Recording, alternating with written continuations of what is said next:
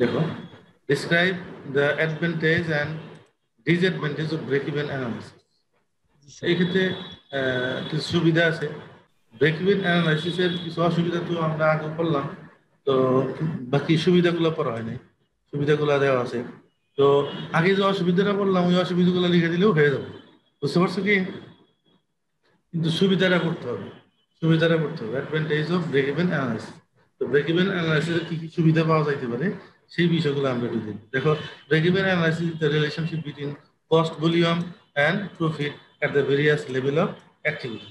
বলছে যে break even point MT বিশ্লেষণ করা হলো ব্যয়ের পরিমাণ, তারপরে ক্রিয়াকলাপের বিভিন্ন স্তরের লাভের মধ্যে যে সম্পর্ক হয়, তাদের সাথে ব্রেক ইভেন পয়েন্টের উপর যে জোর দেওয়া হয় সেটা।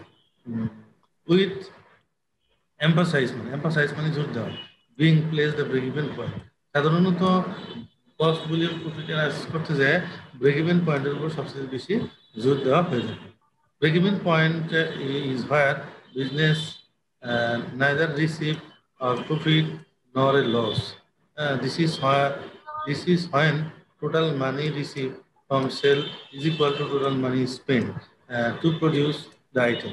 তো আইটেমস ফর সেল, ওই আগের কথাটাই, যে এক্ষেত্রে ব্রেক ইভেন পয়েন্টে এরকম ধরে নেওয়া হয় যে কোনো প্রফিটও হইল না, কোনো লস হইল না, যা রিসিভ করলাম, টাকা যা রিসিভ করলাম বিক্রয় পারপাস, ঠিক ওই পরিমাণ টাকায় খরচ হয়েছে উৎপাদন পারপাস। তাহলে যা রিসিভ করলাম পুরোটাই খরচ হয়ে গেল, তাহলে প্রফিট টেবিল এই জায়গায় জিরো। এটাই হচ্ছে ব্রেক ইভেন পয়েন্ট। তো ব্রেক ইভেন পয়েন্টে কিছু সুবিধা আছে। এক নম্বর সুবিধা হলো measure profit and loss at difference level of production and sell.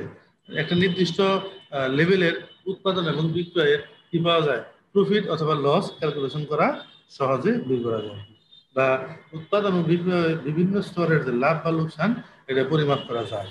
দুই নম্বরে হচ্ছে যে টু প্রিডিক্ট হ্যাঁ। The effect of change in price of sale. বিক্রয় মূল্যের পরিবর্তনের প্রভাব সম্পর্কে ভবিষ্যৎবাণী করা যায়। বিক্রয় মূল্যের যে প্রিডিক্ট মানে অনুমান করা বা ভবিষ্যৎ করা আর কি, ভবিষ্যৎ করা আর কি, সম্ভাবনাময় একটা এই জিনিসটা। ভবিষ্যতের যে বিক্রয় মূল্যের যে প্রভাব পরিবর্তন হয় সেটা আমরা এই ব্রেক ইভেন পয়েন্ট অ্যানালাইসিসের মাধ্যমে জানতে পারি। তিন নাম্বার যেটা বলতেছিলাম যে to analyse the relationship between fixed cost and variable cost, যে স্থায়ী ব্যয় এবং পরিবর্তনশীল জি ব্যয়ের স্যার। মধ্যে যে সম্পর্ক সেটা বিশ্লেষণ করা যায় সহজেই ব্রেক ইভেন অ্যানালাইসিসের মাধ্যমে। এরপরে টু প্রিডিক্ট মানে the effect of profitability if change the cost and efficiency, হচ্ছে ব্যয় এবং দক্ষতার যে পরিবর্তন হয় তার লাভ কি বলে তার লাভজনকতার উপর প্রভাবটির পূর্বাভাস দেওয়া যায়। যে ভবিষ্যৎ আগেই বোঝা যায় যে ব্যয় এবং দক্ষতার মধ্যে যে কি প্রফিটেবিলিটি অবস্থা আছে সেই বিষয়গুলো আগের থেকেই জানা যায়।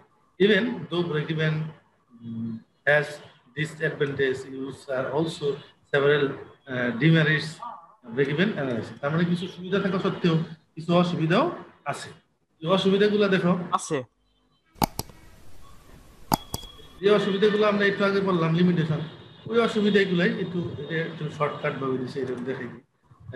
প্রথম অসুবিধা হচ্ছে যে assume that sales price are constant at the level of output. এই ক্ষেত্রে প্রথম এক নম্বর অসুবিধা হচ্ছে যে ধরে নেওয়া হয় যে আউটপুটের সমস্ত স্তরের বিক্রয় মূল্য স্থির থাকে, সমস্ত স্তরের বিক্রয় মূল্যটা স্থির থাকে। এরপরে দুই নম্বরে assume production and sale are same, স্থির যত স্থির প্রোডাকশন থাকে। হবে যত সেল হবে তার সমান সমান। এটা একটা অসুবিধা, এটা সব বাস্তবে এটা অনেক সময় সম্ভব হয় না। তারপরে break even chart may be time consuming to prepare. তার মানে ব্রেক ইভেন এমনকি ব্রেক ইভেন চার্টগুলি প্রস্তুত হতে সময় সাপেক্ষ হতে পারে, সময়টা বেশি নেওয়া হতে পারে, তাহলে সময় সাপেক্ষ হলে অনেক সিদ্ধান্ত নিতে জি স্যার। দেরি হয়ে যায়। তারপরে it can only apply the single product and mixed of product.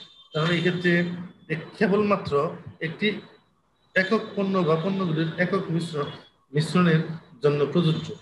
মানে একক পণ্য ক্ষেত্রে এই অ্যাপ্লাইটা করলে এটা সুন্দর হয়, সব ক্ষেত্রে এই ফর্মুলাটা অ্যাপ্লাই করা সম্ভব হয় না।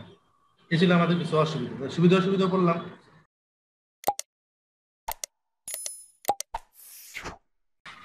Explain the significance of margin of safety. প্রথমে দেখো, the margin of safety is where budgeted sales exceed the break-even level of sale. Margin of safety ওই লেভেলকেই বোঝা হয় যে লেভেলটা সাধারণত ব্রেক-ইভেন পয়েন্ট এক্সিড করে, এক্সিড মানে অতিরিক্ত হয়। ব্রেক-ইভেন পয়েন্টের উপরে যত বেশি হবো পুরোটাই মার্জিন অফ সেফটি। বুঝতে পারছো?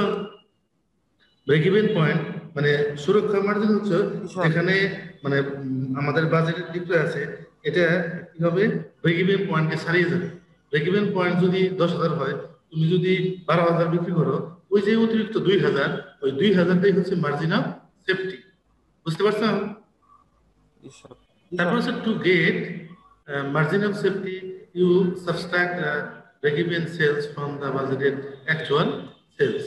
তো এই ক্ষেত্রে মার্জিন অফ সেফটি পেতে বাজেটের এবং আসল বিক্রি থেকে ব্রেক-ইভেন পয়েন্ট বিয়োগ করলেই হবে। সেটা ব্রেক-ইভেন পয়েন্ট থেকে সেটা বাজেটেড ব্রেক-ইভেন পয়েন্টও হইতে পারে, সেলসও হইতে পারে, বা অ্যাকচুয়াল সেলসও হইতে পারে। যে কোনো সেলস বাদ দিলেই যেটা পাওয়া যাবে সেটাই হচ্ছে margin of safety. Now the break-even analysis should be more understandable to you, and I hope you have learned something that this hub has assisted you in some way. বলছে যে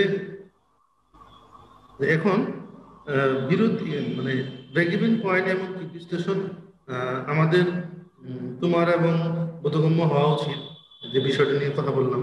এবং আমরা আশা করি যে কিছু এর মধ্যে কিছু শিখা গেল, জানা গেল এই কেন্দ্রটি মানে এই বিষয়টাকে কোনোভাবে সহায়তা করতে পারে, ব্যবসা প্রতিষ্ঠানে কিভাবে সহায়তা করতে পারে।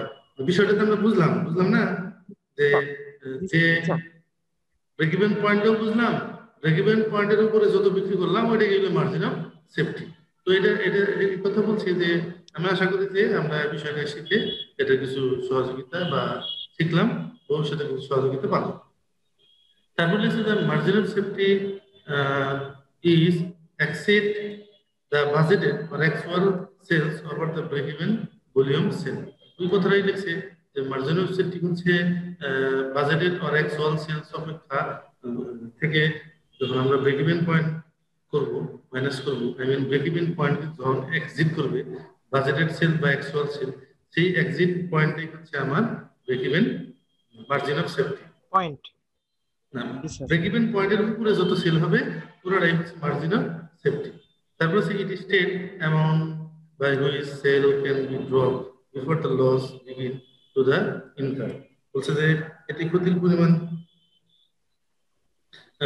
নেওয়া শুরু হওয়ায় আগে বিক্রয় কতটা হতে পারে তার পরিমাণ উল্লেখ করে। মানে যেহেতু ক্ষতির সম্ভাবনা এটাকে দূর করার জন্য আগেই বিক্রয়গুলা নির্ধারণ করে এই পরিমাণ বিক্রয় হতে পারে। জি স্যার। তারপর হচ্ছে higher of the margin of safety, the higher is margin of safety, the lower is risk break even point. Sale. জি স্যার। বলছে যে সুরক্ষা মানে যে মার্জিন অফ সেফটি যে যত বেশি হবে ততই সেফটি সুরক্ষা, যত বেশি হবে ততই না ভালো। আর মার্জিন অফ সেফটি ক্যালকুলেশন করতে গেলে যে ফর্মুলাটা আছে যে total budgeted or actual sales minus break even sales, যেটা সংজ্ঞার মধ্যে বললাম যে ওই জিনিসটাই বাজেটেড অর অ্যাকচুয়াল সেল থেকে যখন আমরা কি করবো এই ব্রেক-ইভেন সেলটা বাদ দিব তখন হবে মার্জিন অফ সেফটি। এটাকে আরেকভাবে ক্যালকুলেশন করা যায়, margin of safety can also express the percentage for, যদি পার্সেন্টেজ ফর্মে আমরা ক্যালকুলেশন করি তাহলে margin of safety in taka divided by total budgeted or actual sales, এটা হলো পার্সেন্টেজ ফর্মে আমরা যদি বের করতে চাই তাহলে এই ফর্মুলা ইউজ করব, যদি সরাসরি বের করতে চাই তাহলে আমরা এই ফর্মুলা ইউজ করব, আর যদি পার্সেন্টেজ ফর্মে বের করতে চাই তাহলে আমরা এই সূত্র ইউজ করব। তাহলে এই পর্যন্ত ছিল আমাদের মার্জিন অফ সেফটি। বুঝতে পারছো? জি স্যার। স্যার বুঝতে পারছি স্যার।